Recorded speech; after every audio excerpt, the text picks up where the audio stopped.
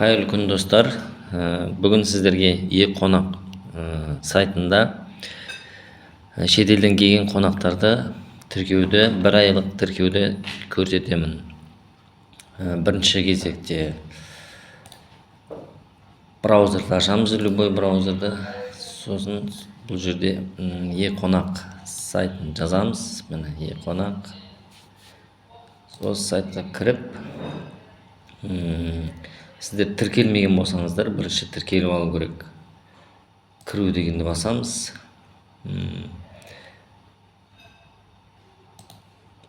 Міне кіру дегенді бастық. Тіркелу. Тіркелмеген болсаңыз, онда тіркелесіз. Жеке тұлға, бұл жеке тұлғалар, заңды тұлға деген ол кәсіпкерлер солар. Біз жеке тұлғамыз, жеке тұлғаны таңдаймыз. Мына жерде ақпараттық жүйесінің пайдалану құқықтары туралы келісім оқып шығамыз, оқып шығып келесімді басамыз. Сосын ECP арқылы тіркелу. ECP арқылы тіркелу деген кезде, мына астына NCLR бағдарламасы іске қосылмаған деп шығады. Сізде егер NCLR бағдарламасы жоқ болса, мұнда NCLR бағдарламасын жүктеп алу керек бізге.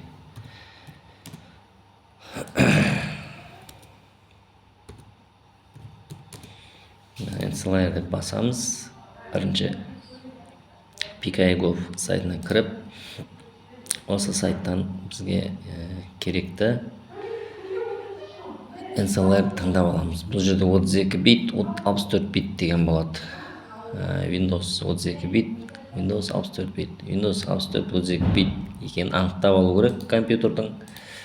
Оның үшін мына компьютерге кіреміз. Осы жерден көруге болады, міне свойства деп бассаңыз, бұл менде ярлык болып тұр да, сол ярлык болып тұрған үшін мен ішіне кіремін.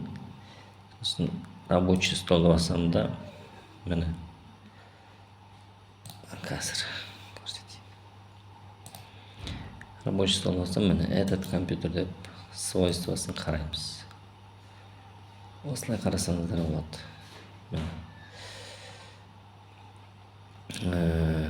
Міне тип системы 64 разрядная операционная система. Бізге 64 разряддық NCLR қажет болады. Мынаны сіздер түсінбеген болсаңыздар, мына компьютердің ішіне кіресіздер да, свойства деп бассаңыздар, осы жерден көруге болады. Міне 64 разрядная операционная система. Біздің компьютеріміз 64 разряддық система. Соның үшін 64 разряддық системаны көшіреміз. Дұрыс болмай қалды. Артқа айтамыз, қайтадан соны басамыз. Міне, скачать файл по ссылке. Соны басамыз да и көшіреміз.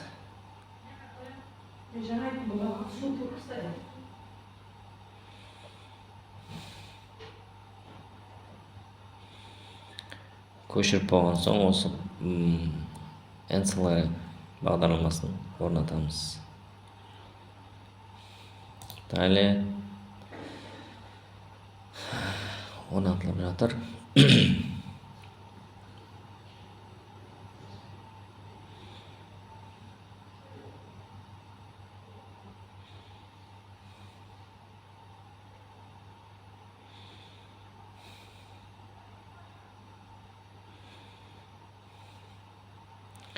Бағдарлама орнатылды. Мына жерге панельге шықты. Менде алдынан орнатылған, содан кейін маған перезапустить деп шықты. Қайта жүктеу деп. Мен перезапустить деп басамын. Қазір мына панельге шығады. Міне шықты.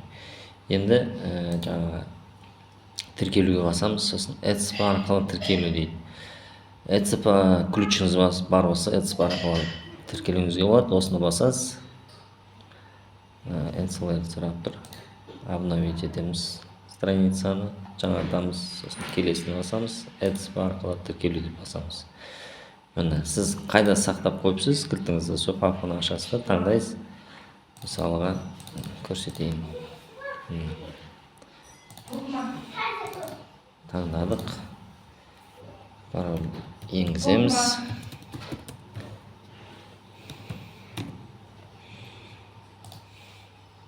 Подписать дейміз. сіз тіркелгенсіз деп шықты. Өйткені біз алдында тіркелгенбіз. Немесе мынандай QR кодпен тіркелсеңіз болады. QR код тіркелгенде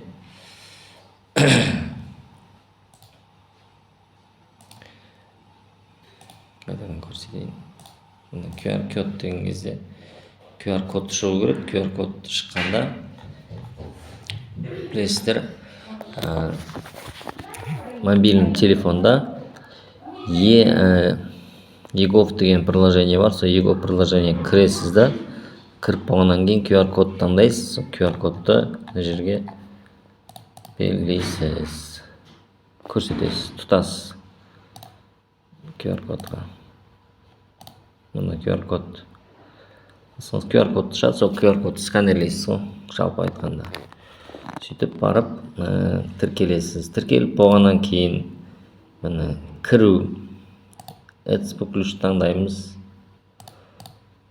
Мен пайдаланушы келісемін. Жауапкершілікпен таныстым. Сол мына жерге галочка басты, выбрать сертификат дейсіз. Міне мына жерден таңдаймыз кілтті. Кілтті таңдап болып,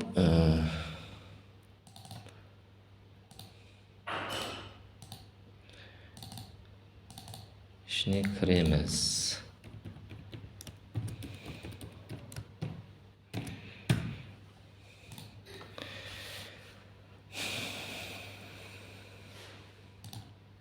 Мекемені таңдайсыз. Хабарлама жіберу дейсіз. Хабарлама жіберу деген кезде азаматтығын таңдайсыз. Мысалы, Өзбекстан, құжат нөмірі паспорттағы әріптері бар, сандары бар құжат таңдайсыз. Сосын сканерлеу дейсіз. Құжат сканерлеу болмаса, мына жерге камераға тұтасыз, паспортты осылай. Паспортты көрсетесіз да, сөйтіп разрешить на сайт дейсіз да. Соны құжат осылай көрсетесіз. Сөйтіп болып, өзі сканерлейді. Сканерлеп болып болғаннан кейін ақпаратты толтырасыз. Сосын ақпарат, сол келген кісінің туралы ақпарат толтырасыз да, келген күні, шекарадан асқан, сосын шекарадан шығып кететін күнін бәрін белгілейсіз. Сол ақпарат толтырып болғаннан кейін өтінішті жібересіз. Өтініш жібергеннен кейін 5 минуттан кейін өтінішіңіз қабылданды, қабылданбады деп келеді. Осы жерден көрсеңіз болады. Мысалы, қазір көрсетейін мен. Менің бұрынғы хабарламаларым бар, міне. Анықтаманы көруге болады.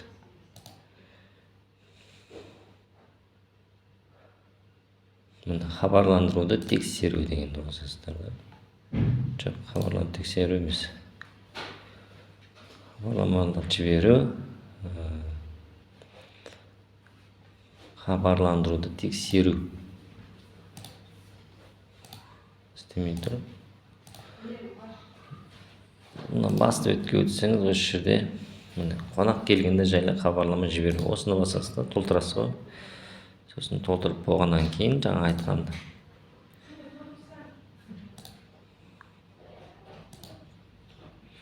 Мына жерге шығады, мысалға, міне барлығы тұратын, кеткендер деп тексеруге болады.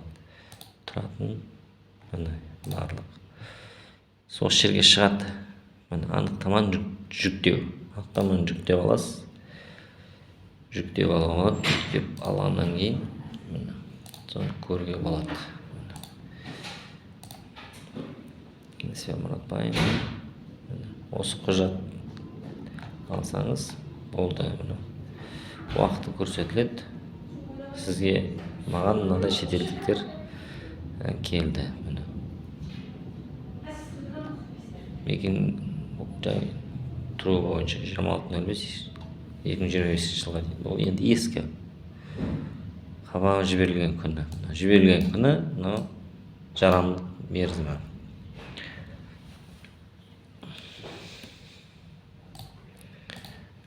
Осымен үйрету сабағымыз бітті.